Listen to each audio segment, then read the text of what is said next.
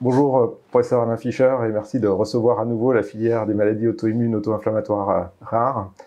Donc, vous êtes le président du conseil d'orientation de la stratégie vaccinale. Et donc, quelques questions généralistes et puis quelques questions plus spécifiques pour les enfants avec immunosuppression. Alors, on est à peu près à un peu plus de 80% d'ados qui ont été vaccinés, moins de 5% des 5-11 ans à l'heure actuelle. Quel message peut-on transmettre aux familles et quelles sont les levées d'obstacles que l'on peut identifier? Bonjour tout d'abord. Clairement, le message, c'est qu'il y a d'aussi bonnes raisons de vacciner les enfants qu'il y en avait et qu'il y en a toujours de vacciner les adolescents. Bon, c'est le tout début de la vaccination des enfants, donc il est normal que le pourcentage d'enfants vaccinés soit encore faible, mais quand même, on observe que cette vaccination démarre un peu lentement. Donc je pense qu'il faut que chacun se convainque. Donc chacun, c'est à la fois les médecins généralistes, les pédiatres et les familles, bien évidemment, se convaincre de l'intérêt de cette vaccination. Elle est à la fois, je dirais, elle est pertinente, efficace, c'est sûr. Pertinente parce qu'on est en plein boom viral et pour les semaines qui viennent, on aura encore beaucoup de cas d'infection. Donc ça vaut la peine d'essayer d'éviter cela. Efficace parce qu'on sait maintenant très clairement, et par une étude française et par une étude américaine, que la vaccination prévient chez l'enfant la complication principale qui est ce syndrome inflammatoire MIS-C ou PIMS, comme on veut. Et donc ça vaut la peine, même si ce ne sont pas des cas extrêmement fréquents. Il y a eu 800 cas, je crois, en 2 ans en France. Donc ça vaut la peine d'éviter à un enfant un risque d'une hospitalisation, parfois en soins intensifs, des traitements anti-inflammatoires lourds.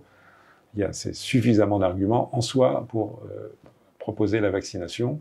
On peut plus ajouter au passage que ça peut aussi contribuer à éviter la fermeture de quelques classes, ce qui est quand même pas mal non plus, même si ça prend un petit peu de temps avant que l'efficacité soit en place. Et puis sûr, parce qu'on a des données maintenant extrêmement solides venant du fait que beaucoup d'enfants aux États-Unis ont été vaccinés déjà et ailleurs, et que les effets indésirables, il y en a encore beaucoup moins. Déjà, il n'y en a pas beaucoup chez les ados et chez les adultes, mais il y en a encore beaucoup moins, il n'y en a pratiquement pas. Donc sur les 3 arguments, pertinence, efficacité, sécurité, on peut indiquer clairement aux vaccinateurs et aux parents des vaccinés futurs que ça vaut la peine de recevoir ce vaccin. Vous avez mentionné les écoles, les fermetures de classes. Le protocole sanitaire actuellement est parfois difficile à lire et jugé complexe par les familles, ce qu'on demande aux enfants et à leurs parents. Est-ce que vous pensez qu'une meilleure couverture vaccinale permettrait d'alléger ces mesures à l'école ? Idéalement, oui, mais il faut être raisonnable. Malheureusement, il y a une échelle de temps. C'est-à-dire qu'avant qu'il y ait suffisamment d'enfants qui soient complètement vaccinés, ça veut dire il y a 3 semaines d'écart entre les 2 doses. Aujourd'hui, on a moins de 200 000 enfants vaccinés en France, sur plus de 5 millions à vacciner. Donc il faudrait qu'il y en ait 2-3 millions au moins de vaccinés complètement. Donc ça ne sera pas le cas avant 1 mois ou 6 semaines, au moins. Donc à un moment où en fait l'épidémie sera plutôt en train de diminuer. Ce qui ne veut pas dire encore une fois qu'il ne faut pas se vacciner, il faut le faire. Mais donc on ne peut pas compter sur la vaccination à court terme, disons au mois de janvier, au moment où pic, au moment le plus complexe, le plus compliqué par le nombre de cas et donc le taux d'incidence pour résoudre les difficultés scolaires. Malheureusement, c'est ainsi. Pour accéder à la vaccination, est-ce qu'un jeune, un ado, peut lui-même, sans l'autorisation de ses parents, avoir accès au vaccin? S'il a plus de 16 ans, oui. S'il a moins de 16 ans, non. Il faut l'accord d'un des 2 parents. Ouais, c'est souvent une information qu'on n'a pas nécessairement. Ouais. Chez nos jeunes immunodéprimés, donc le rappel est recommandé.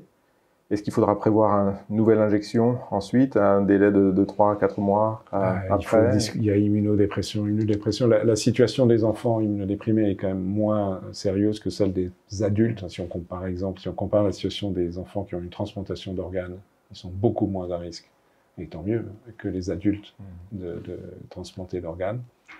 Donc il y a quand même une meilleure résistance, une meilleure capacité immune. Donc il faut évaluer au cas par cas, mais je pense que pour la plupart des enfants immunodéprimés, donc soit pour les transplantations, pour les chimiothérapies ou les traitements immunosuppresseurs, je pense qu'il n'y a pas de raison de se précipiter pour aller vers d'autres rappels, contrairement à la situation de l'adulte. Maintenant, il peut y avoir quelques cas particuliers d'immunodépression extrêmement profonde qui peuvent le justifier, mais probablement très peu de cas chez l'enfant. Pour ces justement quelques cas d'immunosuppression très profonde, on avait la possibilité d'utiliser le Ronapreve en prophylaxie ou éventuellement juste après exposition. Donc ce traitement n'est plus accessible en raison de la circulation de l'Omicron, de son inefficacité sur cette souche. Est-ce qu'on a des éléments à proposer dans ce cas particulier des enfants fortement immunodéprimés? Il y a une autre préparation d'anticorps qui conserve une certaine efficacité, même si elle est réduite, mais elle persiste, et donc ça vaut la peine d'utiliser le cocktail d'anticorps qui s'appelle Evusheld, qui en plus a l'avantage d'avoir des anticorps à très longue durée de vie, donc qui évite des injections répétées. C'est une injection intramusculaire théoriquement tous les 6 mois, peut-être un peu plus que tous les 6 mois, mais enfin à grande distance, qui est plutôt pas mal. Et bien sûr que ces anticorps sont accessibles pour les enfants très profondément immunodéprimés qui ne répondent pas du tout à la vaccination. Bon. Et qu'est-ce qu'on sait sur variant Omicron et enfants ou immunodéprimés enfants?